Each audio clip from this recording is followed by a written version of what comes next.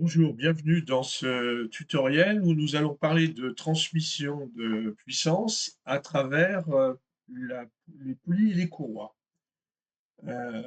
L'idée de ce tutoriel est d'utiliser dans l'onglet Conception l'utilitaire qui permet de créer des courroies synchrones entre guillemets, en nous facilitant la tâche.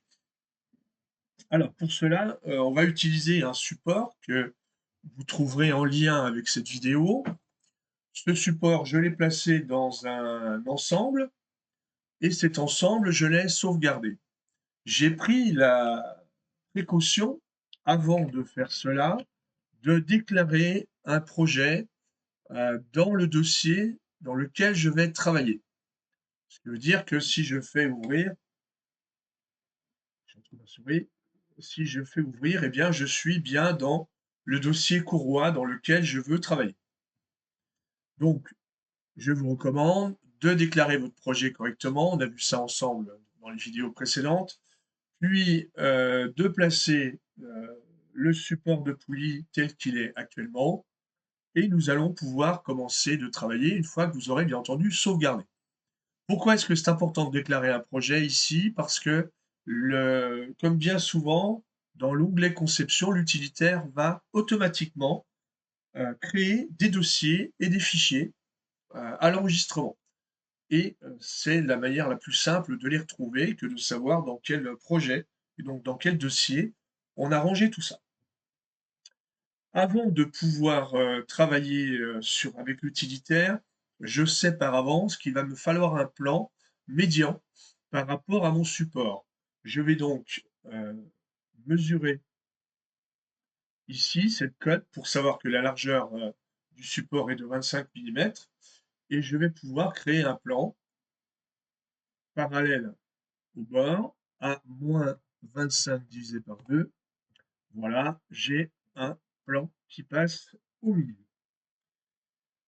Alors, je vais maintenant aller dans, alors j'ai anticipé, hein, je sais pourquoi j'ai fait ça, évidemment, si vous ne l'avez pas fait, eh bien, on peut le faire plus tard, mais ça demandera de recommencer un petit peu, c'est plus fluide de le faire comme ça. Dans l'onglet conception, vous avez donc un certain nombre de choses. On a déjà vu les engrenages cylindriques, par exemple. Eh bien, ici, vous avez un endroit avec, normalement, par défaut, courroie trapézoïdale et dessous, chaîne à rouleau, c'est pas ce qui nous intéresse aujourd'hui, et courroie synchrone. Les courroies synchrones, vous les connaissez puisque c'est ce qui équipe les têtes d'impression de toutes les imprimantes 3D, pratiquement.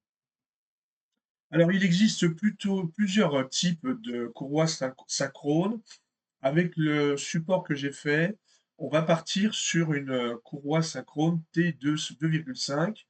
Bien entendu, il est possible, et vous en avez ici tout un catalogue, il est possible de travailler avec des courroies beaucoup plus importantes, beaucoup plus solides, ce qui va vous permettre de choisir la courroie qui vous servira à vous dans votre projet, par exemple, eh bien, ce sera d'utiliser l'outil de calcul qui permet de déterminer la largeur de la couronne ou de vérifier la force que l'on va exercer sur la couronne, sur la courroie, pas couronne, pardon, parce que, eh bien entendu, ce qui va faire le choix de cette courroie, c'est un, est-ce que les efforts que l'on met dessus ne risquent pas de faire sauter l'écran?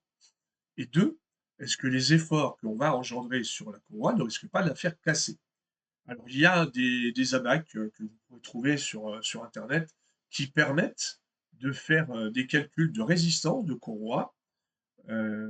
Et puis, eh bien, cet utilitaire va vous permettre, en fonction des informations que vous allez rentrer, alors, soit vous rentrez le couple et la vitesse, il va déterminer la puissance, soit puissance couple, il va trouver la vitesse, etc.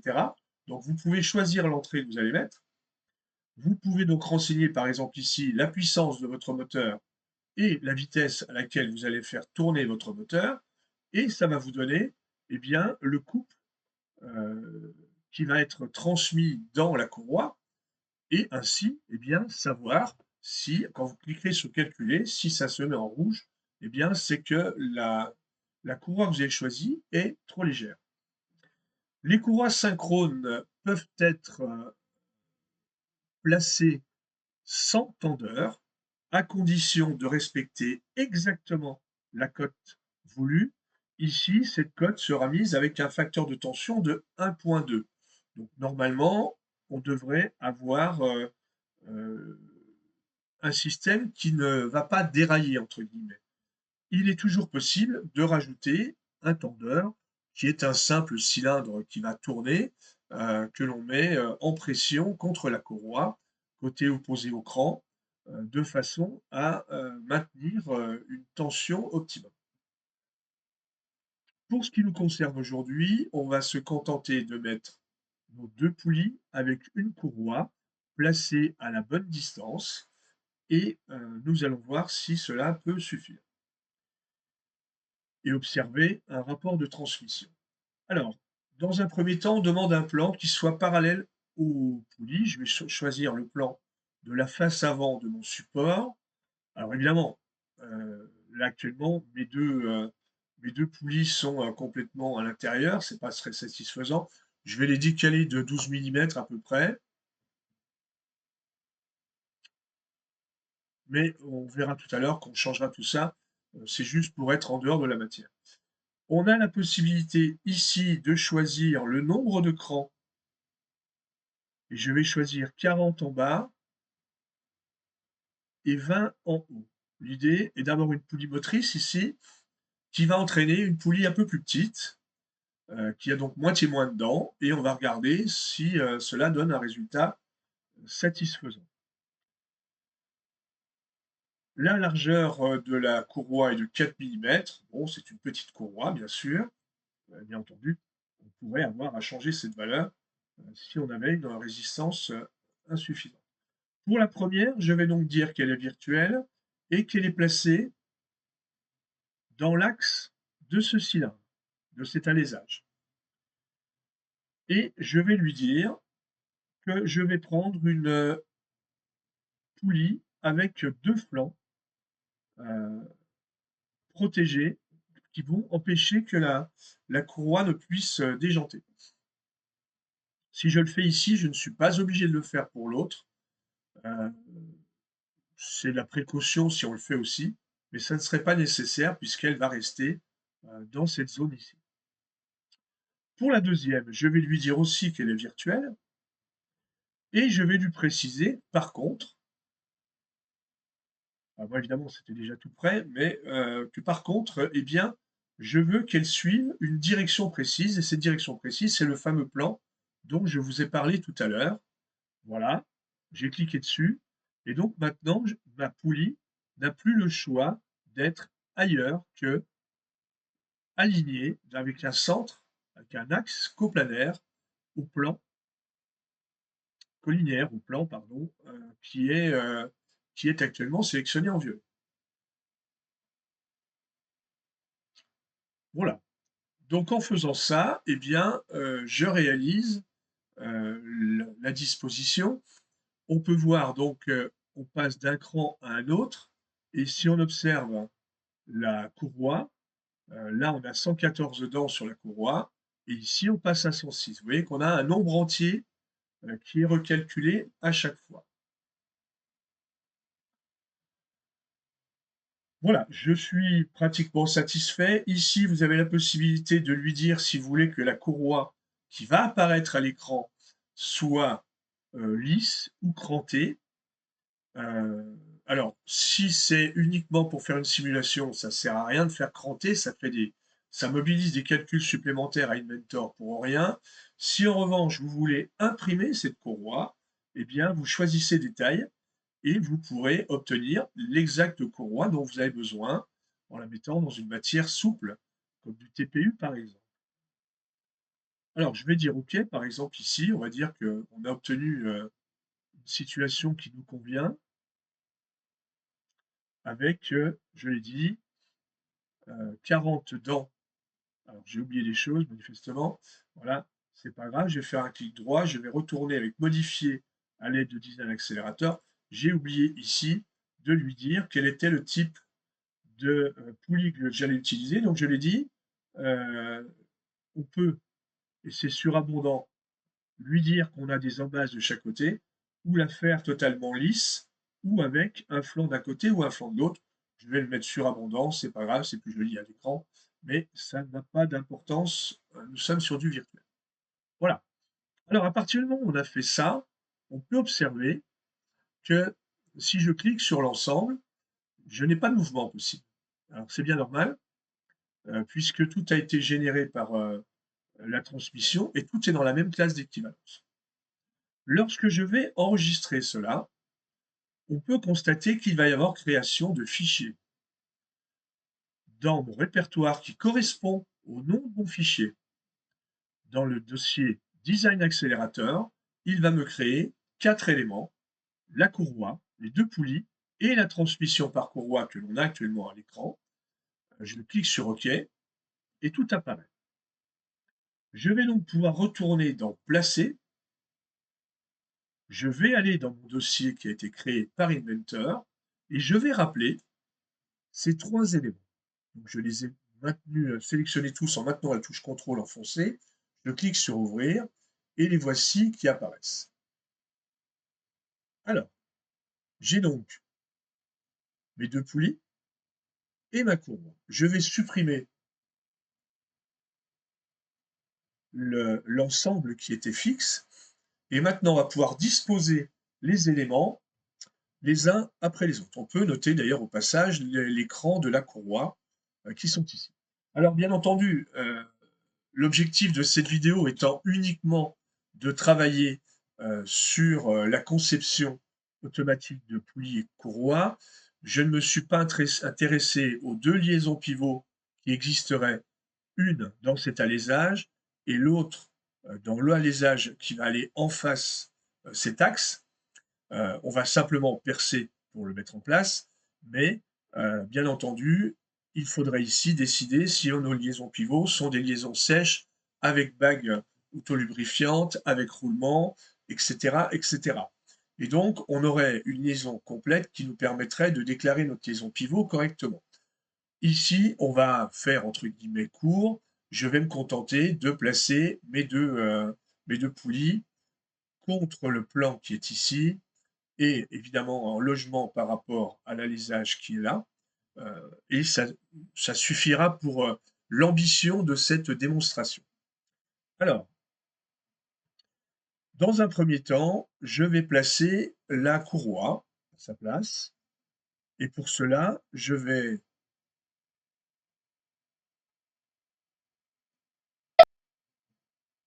aligner avec la fonction plaquage les 2 axes, l'axe de la courroie et puis l'axe de l'alésage. Je fais appliquer.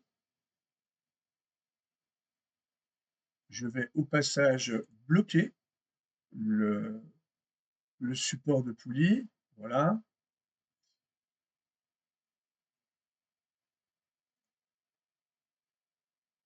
Je vais également plaquer cet axe dans ce plan. Voilà, il me reste 1 degré de liberté et je vais plaquer tout à l'heure la courroie. Je vais déjà placer cette première poulie. Alors, je vais utiliser le logement, je l'ai dit tout à l'heure, ici par exemple. Voilà. Et je ne peux pas actuellement mettre ma deuxième poulie puisque je n'ai rien fait sur mon support, donc je vais aller sur lui. Je vais faire une esquisse sur la face avant.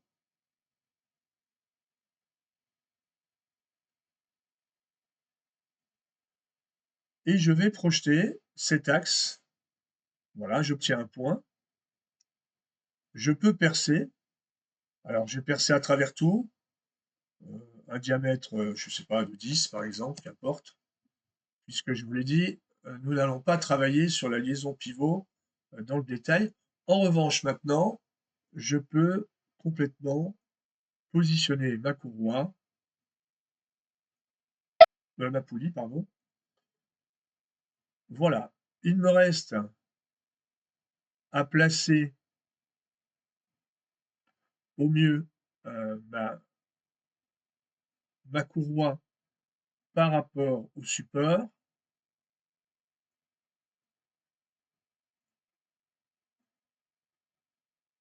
Alors, je vais faire un fleuron, par exemple, pour éviter d'avoir trop à bouger. Voilà, et je vais la déplacer. Alors, je sais pas, je vais mettre 10. C'est trop.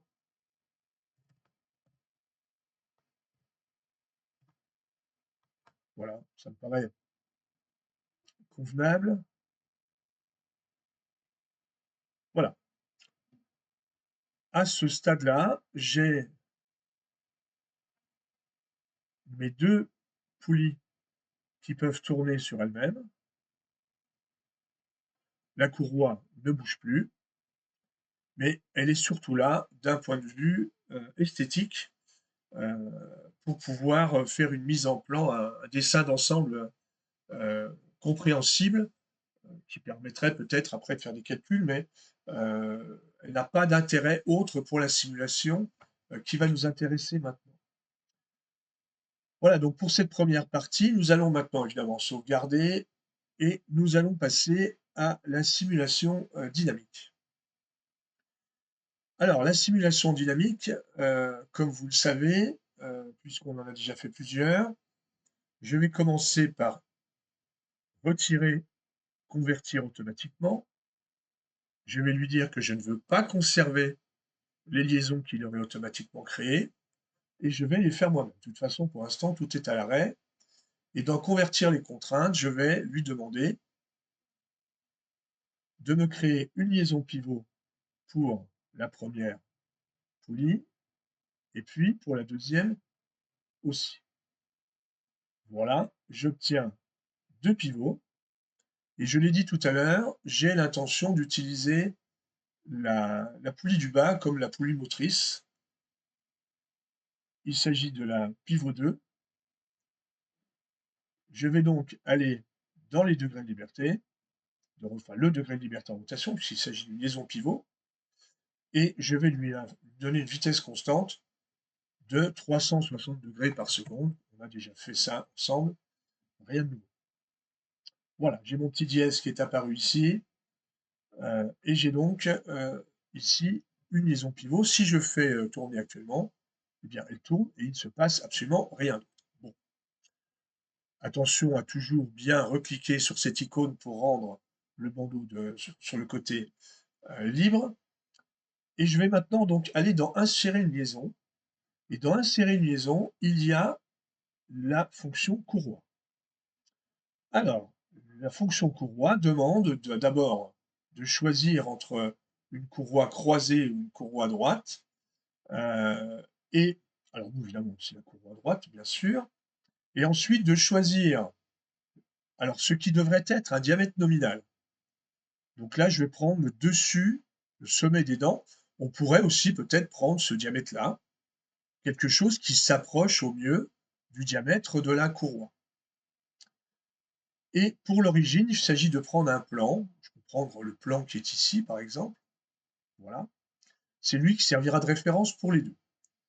Il me faut maintenant choisir un diamètre nominal ou le plus proche, le plus satisfaisant pour la deuxième poulie. Donc comme j'ai pris le dessus des dents en bas, ben, je prends le dessus des dents au-dessus aussi. Pour l'origine, je n'ai rien à changer. Je peux cliquer sur OK. Apparaît une liaison roulante. On a ici nos deux liaisons pivots. On a ici la courroie et le support. Et ici, donc, on a une courroie, mais c'est une autre courroie, entre guillemets, qui s'est créée entre, on la voit d'ailleurs en pointillé, entre nos deux liaisons pivots. Je pourrais très bien supprimer la, la courroie crantée que l'on a fait ici. Le fonctionnement de mes deux poulies est désormais lié comme s'il y avait une courroie et tourneront dans cette logique-là. Et d'ailleurs, on va pouvoir le vérifier tout de suite, puisque si j'appuie sur lecture, eh bien, on peut constater que les deux ont tourné. Alors, on va aller vérifier ce que ça donne avec le graphique de sortie. Et dans ce graphique de sortie, je vais aller regarder la vitesse de mes deux liaisons pivots, et en particulier eh bien, la deuxième. Alors, on peut tout d'abord se rendre compte, en dépuyant un petit peu, en regardant les tracés aussi, que les deux vitesses sont constantes. On peut le vérifier avec les valeurs. On a bien 734,103 partout. Et on a bien 360 partout aussi. Alors, si maintenant on va, pour le plaisir, exporter ces données vers Excel en utilisant le symbole Excel qui est ici, et en choisissant dans le masque ici, exporter dans un tableau unique, en cliquant sur OK ensuite, eh bien on va obtenir donc une feuille Excel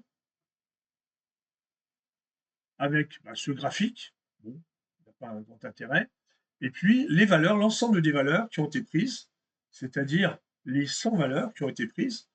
Alors pourquoi 100? On peut tout de suite le dire. 100, c'est parce que ici on a 100 valeurs, donc il lui faut calculer 100 valeurs.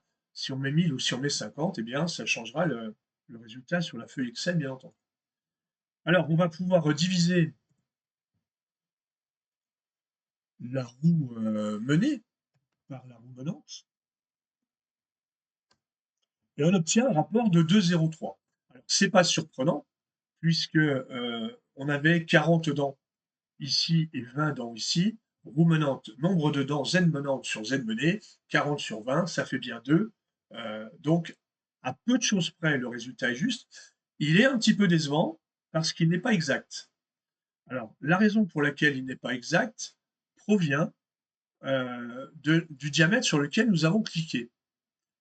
Effectivement, rappelez-vous, quand nous avons créé la fonction courroie, nous avons cliqué sur le sommet des dents. Et le sommet des dents, eh bien, n'est pas un diamètre nominal. Alors, ici, si l'on souhaite être plus précis, il faudrait utiliser un diamètre nominal, mais autant si on crée des pignons, et je vais essayer d'en créer rapidement ici, si je crée un engrenage cylindrique, alors je vais lui demander de calculer le nombre de dents, par exemple. Je veux un rapport de 1. Je vais choisir une face cylindrique, un plan de départ, je vais prendre celui-ci, je vais créer mon deuxième pignon, voilà, je lui demande de calculer, voilà, donc là, je fais OK.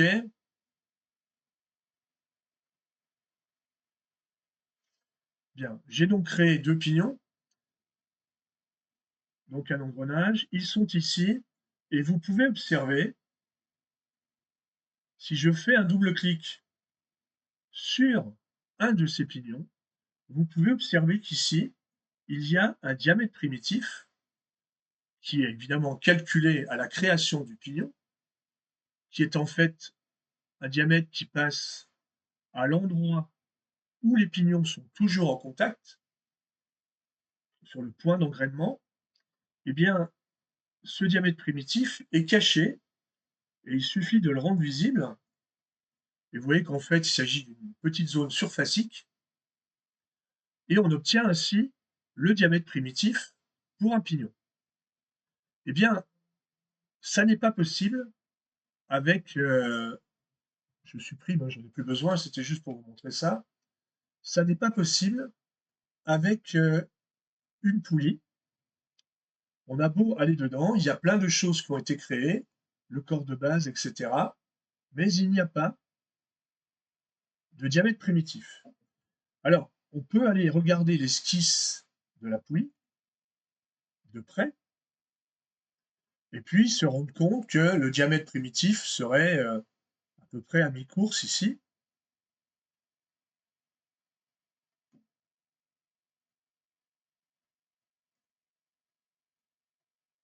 Si je fais une cote alignée avec un clic droit, on se rend compte qu'ici, il faudrait que je sois à 7,292 pour être au milieu de la dent. Alors, je le prends en note, 7,292. Et il m'est tout à fait possible de créer une esquisse et un cercle ici de 7,292 fois 2. Voilà. ça me crée un diamètre, de faire une extrusion, et cette extrusion, plutôt que d'ajouter de la matière, je vais lui dire de me faire une extrusion surfacique. Je vais donc simplement faire une surface sur ce diamètre précis. Alors bon, elle n'est pas au bon endroit, je vais corriger. À mon avis, 6, ça va largement suffire. Voilà. J'ai un diamètre nominal. Je vais pouvoir ressortir, aller sur la grande poulie, refaire une esquisse.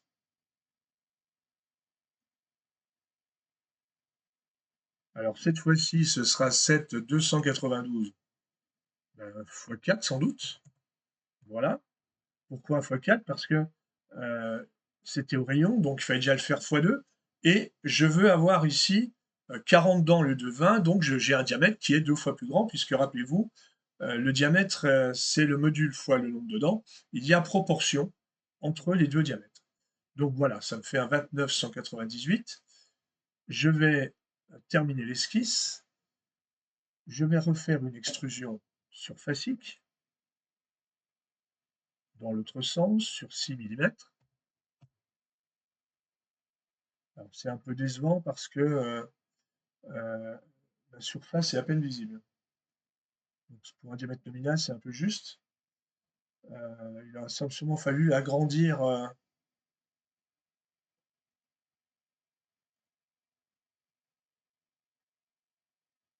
aller chercher un diamètre un peu plus grand sur la première.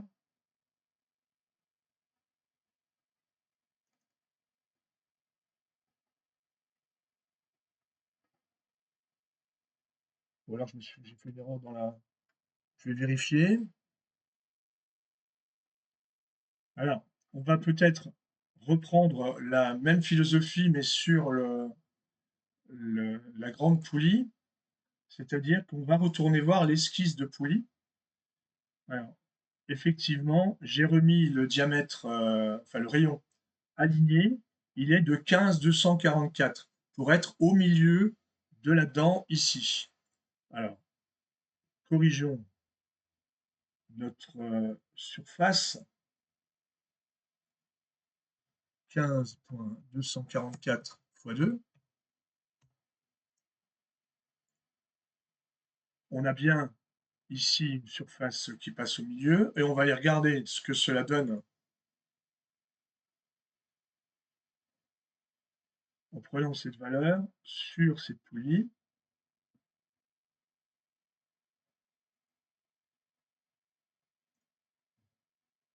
,244. Voilà, ça n'a pas beaucoup modifié, mais vous voyez que ça a beaucoup d'incidence en bas, le peu qu'on a évolué ici. Alors, on voit bien, hein, on est beaucoup plus haut sur la dent pour que ça corresponde à ici. Donc la morale c'est qu'en fait, ce qui est généré par Inventor n'est pas d'une très très grande précision euh, par rapport au diamètre nominaux. Alors maintenant que nous avons fait ça, évidemment on sauvegarde ce que l'on fait, je vais retourner en simulation dynamique et je vais supprimer la courroie qui a été faite précédemment.